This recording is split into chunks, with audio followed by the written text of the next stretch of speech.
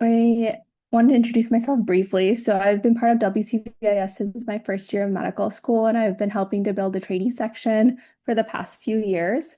And I'm super excited to give this talk kind of an overarching view of my medical journey up until this point. I'm currently an MS4 at UCLA, and I've been super grateful for a lot of the mentorship and support I've received over the last 4 years. So this is my tips for the next generation of medical students. So I really wanted to split it up into 4 years as you have in medical school and kind of give a brand for each year. So I would say that the first year of medical school for me was very much about discovery. So with that, I highly recommend joining VIR interest groups. I joined my VIR interest group probably my first year.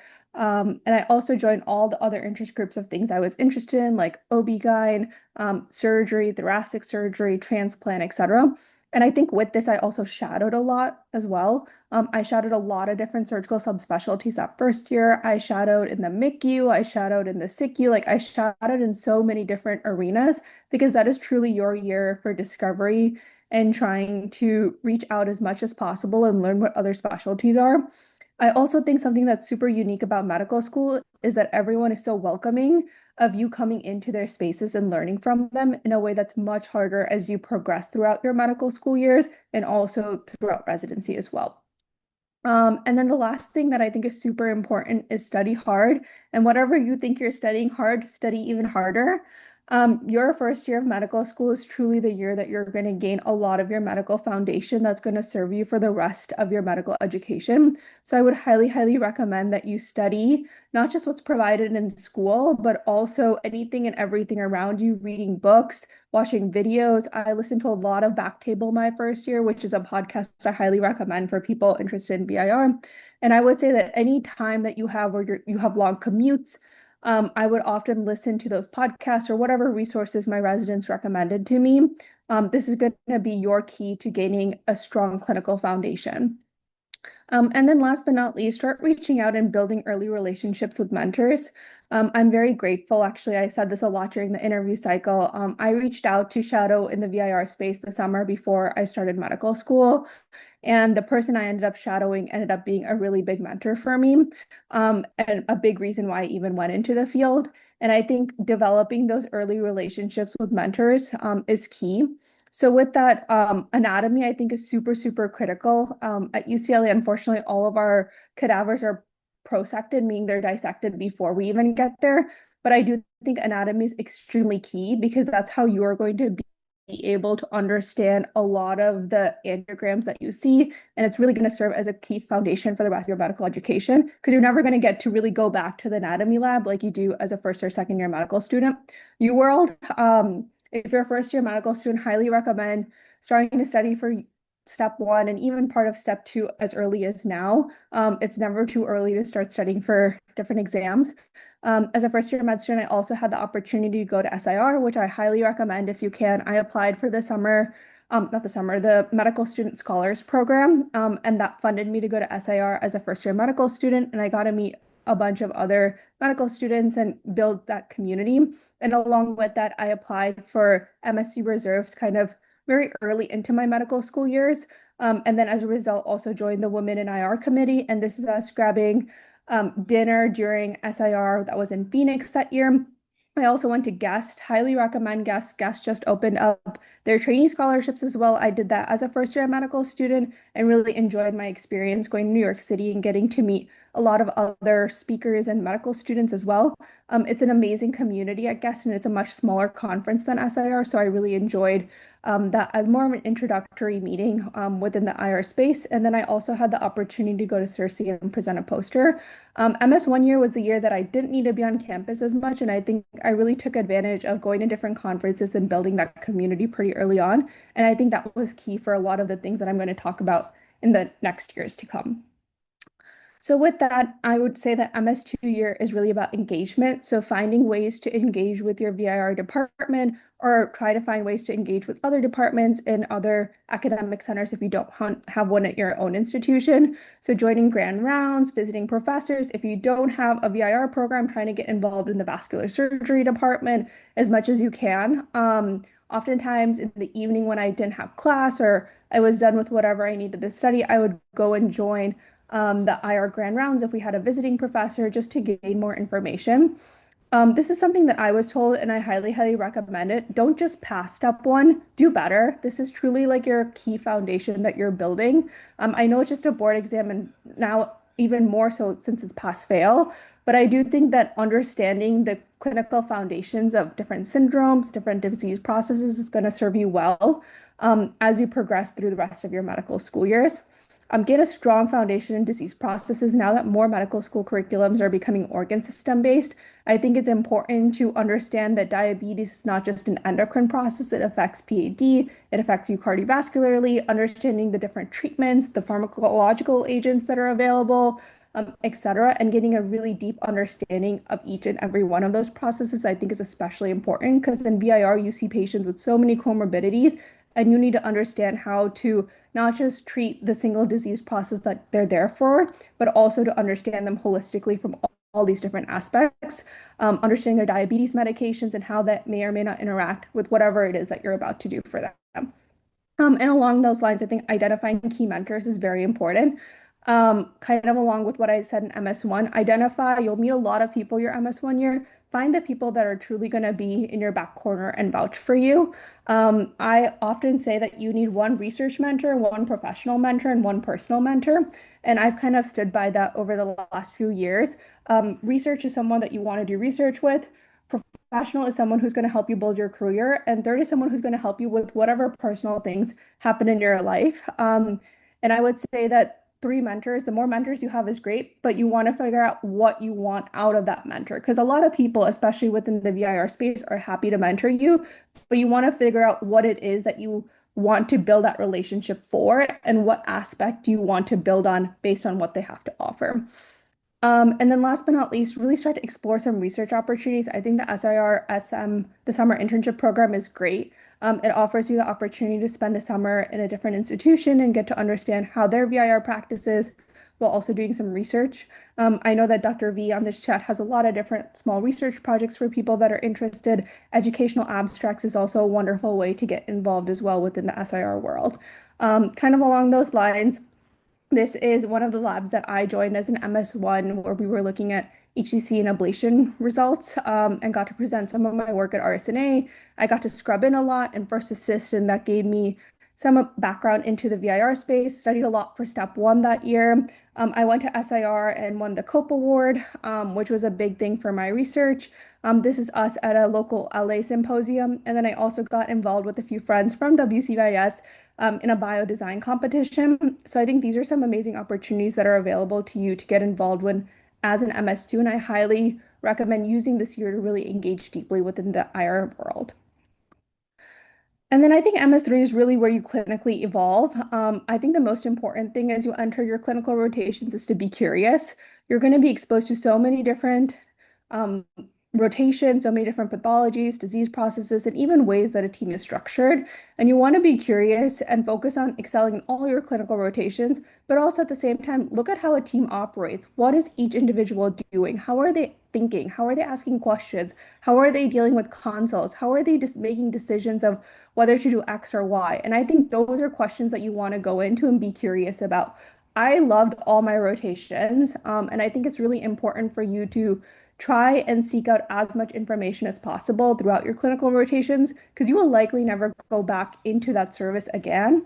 For example, during my pediatrics rotation, you will deal with pediatric patients as a VIR, but you won't get to be on the pediatrics team and see things from their perspective. So I think really keeping an open mind as you go through these rotations and being curious and trying to stay and learn as much as possible is going to be really important. And along with that, building that strong work ethic, learning to get there early before you're expected to be there, pre-rounding on your patients, learning how to round on your patients, doing good physical exams, asking questions, being honest. And I think those are all important things that you're going to build during that year.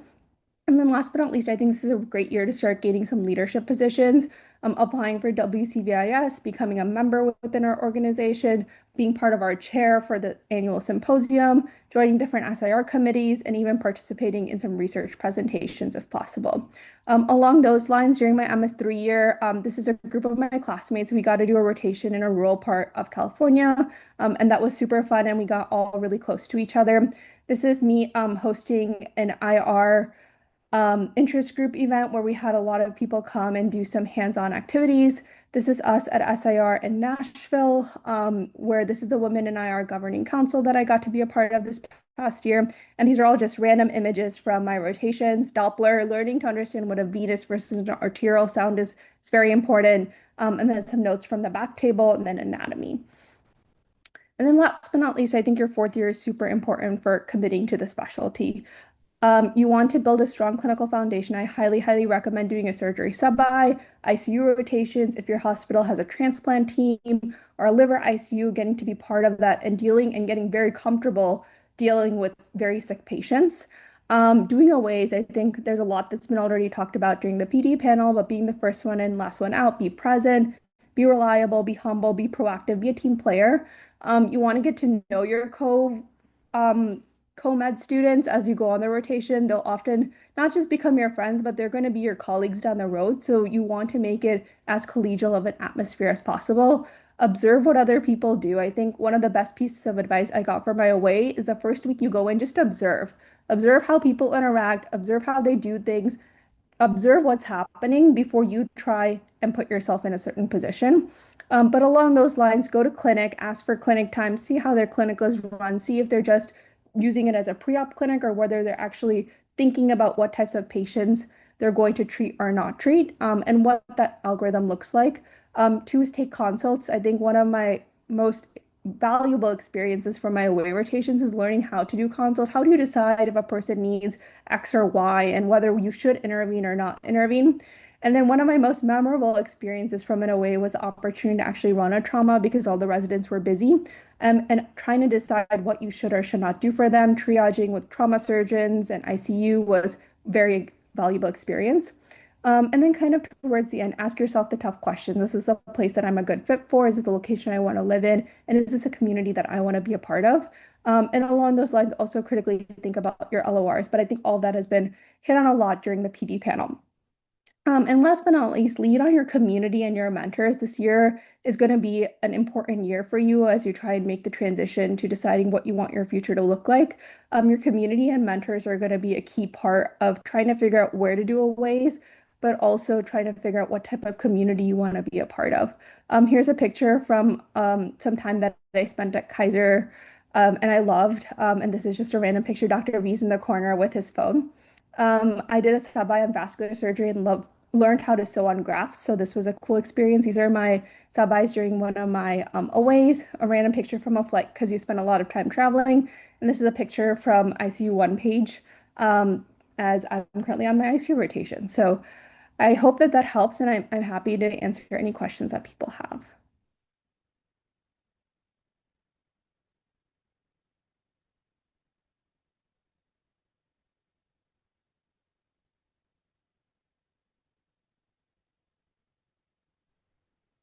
Hey Abby, do you want to tell people how you kept in touch with your mentors? I know it's often in flux. Yeah, so I would say I identified the three mentors that I talked about. And I think trying to schedule meetings every semester was super helpful. And I started doing this around my MS2 year. Every like December and every June, we would essentially have a meeting and talk about what it was, what are my goals for the next semester, what was my pathway of accomplishing those goals, and also what goals should I set for the next semester. And I think that was super important for seeing the progress that I had to make.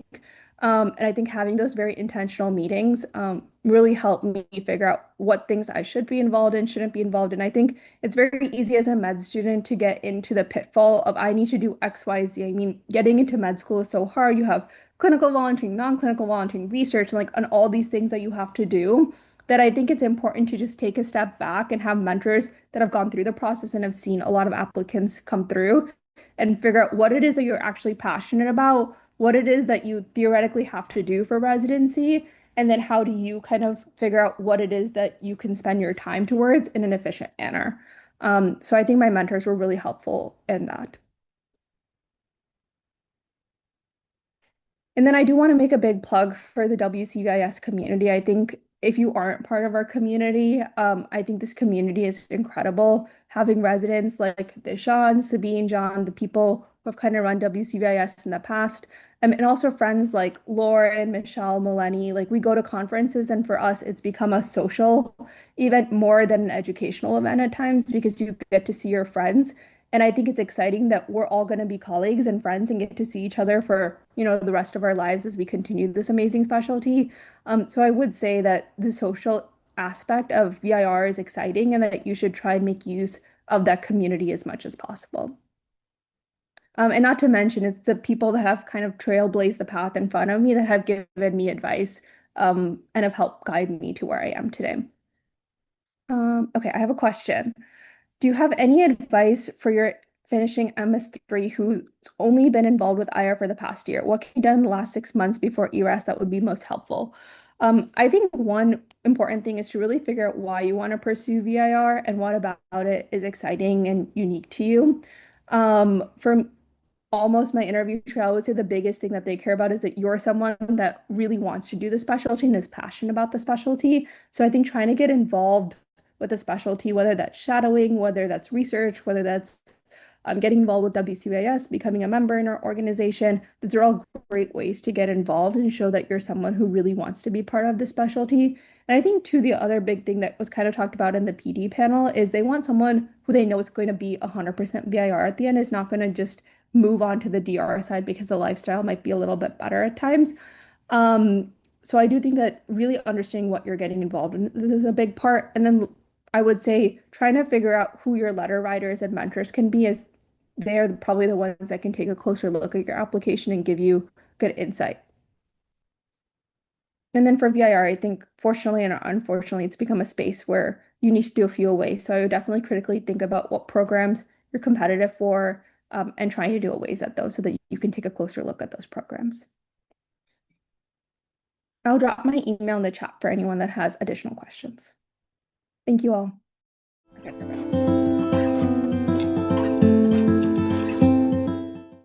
All right, can everybody see my screen? Yeah, we can see it. Yes. Okay, thank you. Yeah, amazing talk by Abinaya. So I'm going to be kind of taking the next step of that. So now that you're in residency and you're going to be doing your surgical engineer, this is going to be tips for how to succeed in your surgical engineer. For those who missed the morning, my name's Dishan. I'm the PGY2 integrated VR resident at Kaiser Wisla with Dr. V and everyone. And so let's get started. So a lot of this was touched on in the PD panel before and all the other talks, but you might be asking yourself the question, why would I do a surgery intern year? You've probably heard that it's very busy, the hours are long and grueling, and you probably heard a lot of negative things about it from other people. But I think it's actually the best way for you to get a head start as your career as a future VR attending. And the start of it's really to build foundational skills that you will be using for the rest of your career.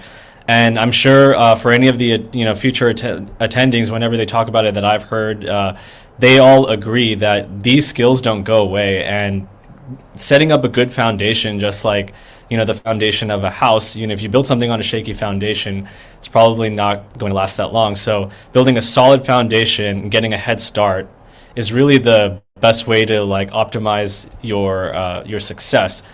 And so there's a couple of things that the surgery intern year helps with.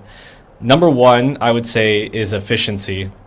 So between a surgery service and a medicine service, I think a big difference is the efficiency. In the surgery service, you have to do all your rounding, and the goal is for you to finish the rounding, be efficient with the notes, make sure you've seen all the patients, communicate effectively with the other teams and the consult service. And then you need to get to the OR because you have a full set of cases. And sometimes you even have to go do things in between ORs, in between cases. So you have to be efficient. It's not you don't have the luxury of not being efficient. So early on, you really get to see how the surgeons do it, and they really hone in on you being efficient, especially if you go to a good surgery engineer, which I'll talk about later, where they want you to be in the OR and you'll be, scrubbing into cases. Another thing that helps is, you get to work up a patient, you get to learn what are the key things that you need to ask, whether you should do something or whether you should not, whether you should operate or not. And that approach really is unique to surgeons and interventionalists, because from the medicine perspective, you don't really think that way, and you send a consult and then you have somebody else work it up, but you need to be the one who works that up, because you are going to be the future endovascular surgeon, and you're the one who needs to really answer these questions like, oh, I don't, should we or should we not do something? So getting that mindset early really helps to, kind of build that foundation, like I was saying. Another thing a lot of people don't realize is that you get an early introduction to clinic. A good surgery intern year will have you rotate through a surgery clinic, and surgery clinic is very, very similar to VIR clinic. I can speak personally here at Kaiser. We're a full service clinic. We even have admitting privileges as well, because we're our own department. And so we work up our clinic. We do wound care. We make sure that patients have a proper workup before we do a procedure. We have follow-up wound care and all those things that you learn. It's all the same thing in surgery clinic. And so learning how to do that early, and then also another thing is efficiently, is you're going to have a busy clinic. The name of the game is longitudinal follow-up. You want to make sure you see as many of your patients as possible. You want a full clinic, especially as an early attending. So you have to be efficient there too, and getting those skills started early is key. Another benefit is that the surgeons are, master anatomists, and they all, even on the radiology side, all look at their own imaging before they do their procedures and operations. So you can get in early on learning anatomy, learning how to read, CT, MRI, or whatever they're using. And then you get to have a direct correlation afterwards, especially if you're doing an open operation or something like that, about like the 3D anatomy, and you get to really make a connection between the radiographic 2D imaging and 3D visualization of everything, which I think not only helps you as a VR attending, it'll also help you, in your diagnostic radiology years. And it's been a huge benefit to really have a baseline anatomy knowledge that I don't think you get quite as much in a medicine year.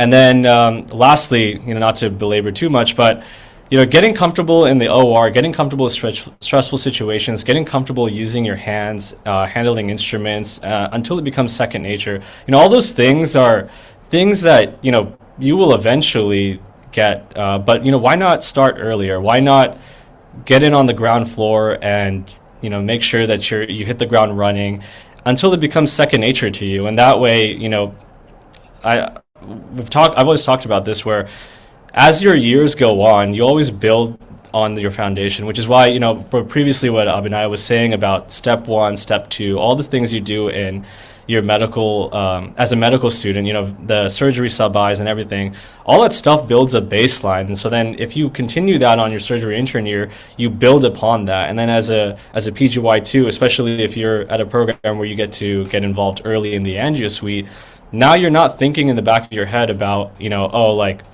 something as simple as sterile field or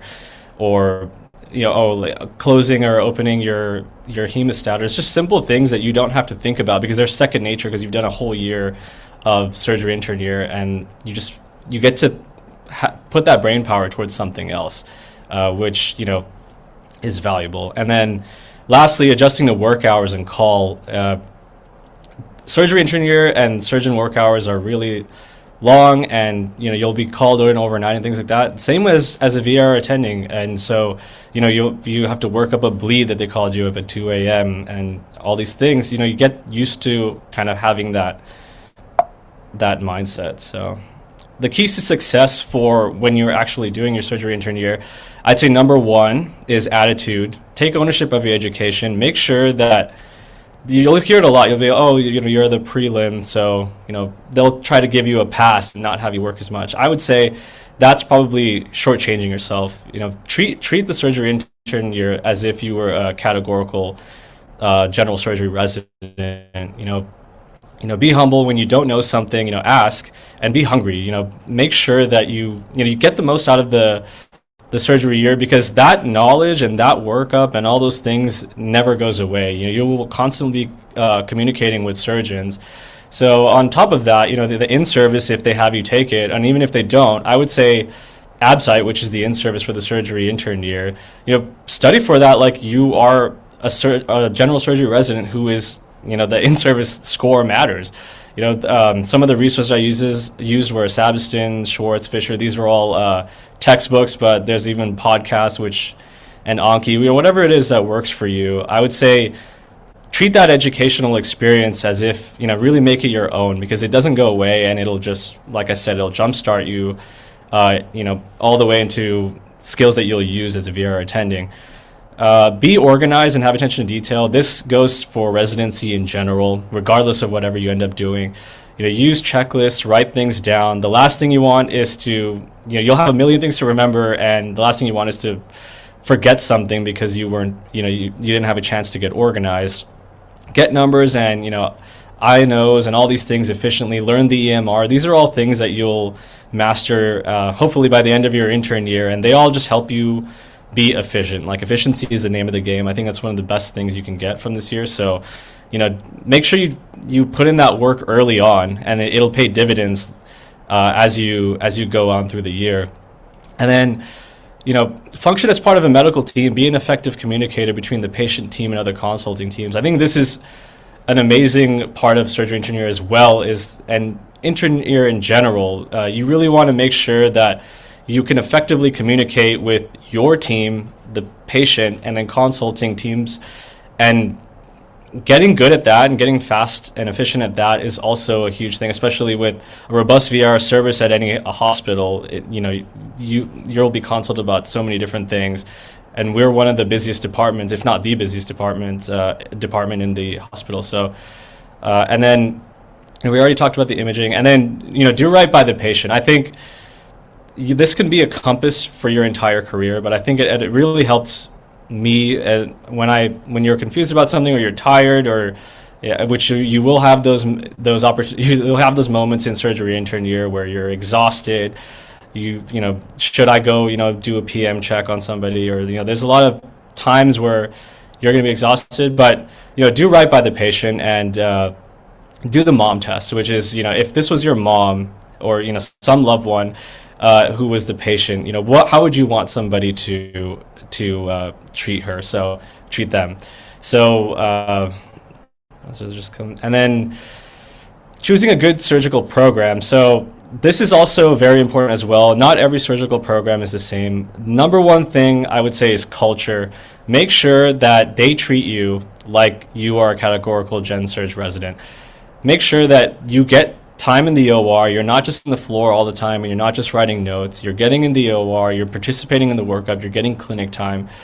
And all those things are important, and choosing the year can be hard, and it's hard to figure out what that would be. I would say that reach out to some of the residents, especially the prelims who've already been there. Most of them will be very honest with you, and they will let you know what the culture was like, if they recommend it, if they would do it again. So reaching out is great. And then the other thing I would say is make sure that you pay attention to the size of the class and how many fellows there are. This is not a hard fast rule, but the more people there are, the more mouths there are to feed, especially given volume. The chances of you getting more and more experience is probably less. And so I would say those are some considerations. Make sure that you also get SICU experience and ICU experience. It's another important skill that, as the critical care section today showed, it's an important skill for VR attendings to have. We are dealing with some of the sickest patients in the hospital, so having a good foundation in critical care is key. And then lastly, make sure that there's a diversity of surgical subspecialties that you're rotating through. So some of the high yield rotations that I would recommend and were personally high yield for me are vascular surgery, kind of like we talked about in the vascular section earlier. Wound care and clinic is going to be a huge part of your practice, especially if you want to work in the PAD sector and arterial disease in the future, especially with longitudinal care and clinic. These skills are going to be invaluable, and you have to. It's not if you should learn them; it's you will have to learn them if you want to be practicing in the space. So, get started early. Get started on intern year. PAD, aortic disease, hemodialysis access, fistulograms and all those things, surgery versus endovascular options. When you're working up a patient, whether or not you should do endo or open, those are valuable things to learn your intern year. Surgical oncology, hepatobiliary, and liver transplant. If they happen to have a transplant service, I would say similar. We're huge in the hepatobiliary IO space, so same reasons as before. Get in on the ground floor. Night float helps you, be independent. You're usually alone and you're managing the floor. It'll help you troubleshoot situations. It'll help you really kind of think on your feet, especially when you don't have help as an intern. So I think that's valuable. MICU, SICU, we talked about. And then ACS trauma surgery, go through the steps of working emergent conditions, keeping cool, GI hemorrhage, all these other emergencies, it helps. And I'm running out of time, but I'm going to start to, one of the big things is to avoid burnout. You hear about all these long hours and everything. Just make sure that you have balance in your life, and it is possible. You just have to make sure that you put in allocated time for it. Don't forget about friends and family. Make sure if you have a golden weekend coming up or vacation, make sure you take them. Make sure you do something, whatever it is you like to do. Stay balanced and stay above water with that, and then also enjoy the process and stay present. You will have tough days. There are days that you're going to feel like, why did I do this? But take it one day at a time. All of it does pay off. Surgery engineer was one of the best years I had, and just make sure you stay balanced. And lastly, feel free to reach out to me. I'm running out of time, so I can answer questions in the chat, but also feel free to email me. I'm always happy to answer questions.